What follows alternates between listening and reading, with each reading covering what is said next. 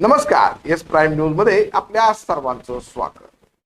सोलापूर शहरातून एक मनाचा थरकाप उडवणाऱ्या खुनाची घटना समोर आली. बायकोच्या प्रियकराने नवऱ्याला तडजोडीसाठी बोलवले आणि अचानक प्रियकराने त्याच्यावर कोयत्याचे सपासप वार करत त्याला जागीच रक्ताच्या थारोळ्यात पडले. त्याच्या सोबत गेलेल्या त्याच्या भाऊजीला देखील गंभीर जखमी केलंय. पाहुयात नेमकं काय घडलं.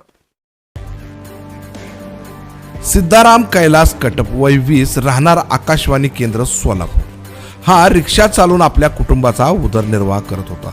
त्याचं लग्न 1 वर्षापूर्वी झाल्याचं समजतंय. मात्र कालची रात्र त्याच्यासाठी काळ रात्र ठरली आहे. त्याच्या पत्नीच्या प्रियकरानेच त्याच्या पोटावर छातीवर कोयत्याचे अनेक वार करत त्याचा शेवट केल्याची घटना काल रात्री 10:30 वाजण्याच्या सुमारास अक्कलकोट MIDC रोडवर घडली आहे. सिद्धाराम कटप या तरुणाचं लग्न 1 वर्षापूर्वी झालं होतं. सिद्धाराम हा दिवसभर रिक्षा चालवत होता. त्याच्या पत्नीचं माहेर देखील सोलापूरच असल्याने आई वडिलांनी इथेच लग्न जमवलं होतं. मात्र तिचे लग्नाआधीपासून प्रेमसंबंध असल्याचे समजते. लग्नानंतरही ती त्याच्या संपर्कात असल्याचं पती सिद्धाराम कटप याला समजताच पती पत्नीचे वाद सुरू झाले.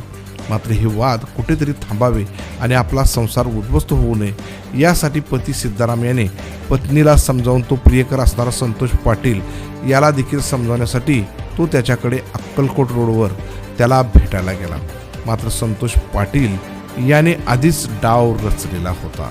संतोष पाटील याने सिद्धारामचा शेवट करायचं या दृष्टीने सोबत कोयता देखील आणला होता.